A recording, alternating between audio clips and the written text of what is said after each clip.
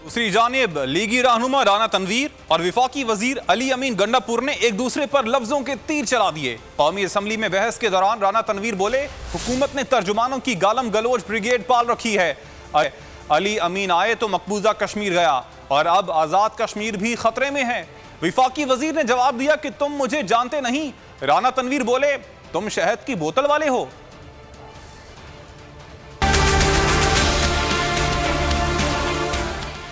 Chair को address करें राणा साहब।